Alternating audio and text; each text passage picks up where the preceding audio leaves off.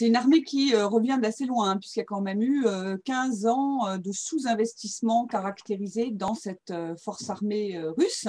Donc, je pense qu'il y a quand même, au-delà d'une image d'efficacité sur laquelle on va revenir, un effet de traîne aussi de la crise des années 90, années 2000, où finalement peu a été fait en termes de réforme des armées et où il y a eu peu d'investissements en matière d'équipement.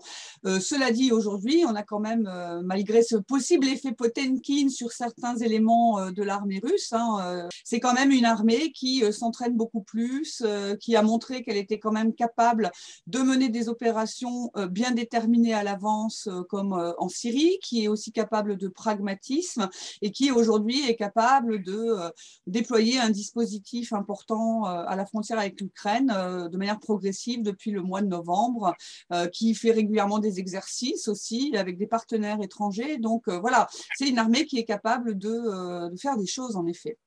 Après, si on regarde les budgets de défense, la Russie est très très loin derrière les États-Unis évidemment et la Chine d'autre part, hein. Donc il y a quand même un différentiel au niveau de la capacité à dépenser pour les forces armées. Avec leur budget qui peut nous paraître relativement restreint, ils peuvent faire quand même pas mal de choses et que c'est un investissement qui reste en tout cas important en termes de pourcentage du PIB. У нас вот на национальную оборону в этом году выделяется 3 триллиона 116 миллиардов рублей.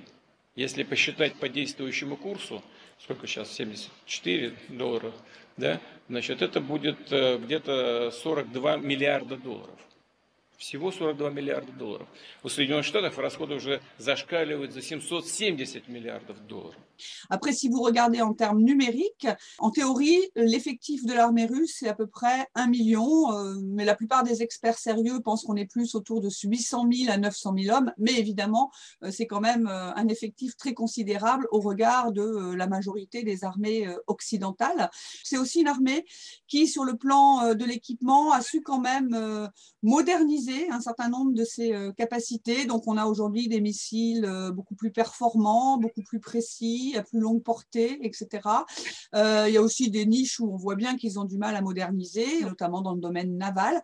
Donc voilà, c'est une armée effectivement qui, au global, est quand même une des plus imposantes sur la scène internationale. Он знает, сегодня ночью, ну, точнее под утро, проведен залповый пуск гиперзвуковой системы «Циркон».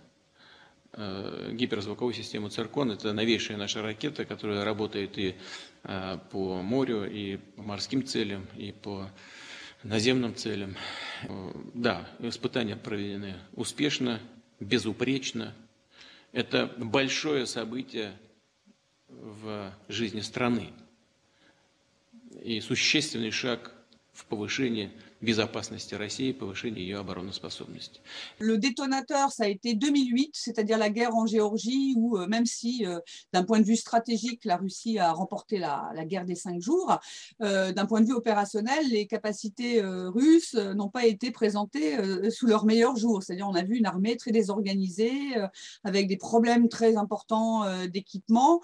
Donc, ça a été un peu le détonateur, même si Poutine avait envie de le faire depuis longtemps. Ça a également coïncidé à un moment où l'armée a pu avoir des ressources budgétaires beaucoup plus importantes parce que voilà, on est dans les années 2003-2008, les prix des hydrocarbures sont très importants, ça va dans les caisses de l'État renforcer la capacité à dépenser beaucoup pour la défense. D'ailleurs, l'opération en Syrie, hein, qu'ils ont commencé en 2015, a été pour eux l'occasion de montrer les nouveaux équipements dont ils disposent également aujourd'hui, c'est-à-dire les missiles Calibre, par exemple, un nouveau missile de croisière stratégique, toutes sortes de choses qui ont été montrées. Ce n'était pas forcément utile d'un point de vue opérationnel, mais c'était une sorte de page de publicité pour les nouvelles productions du complexe militaro-industriel russe.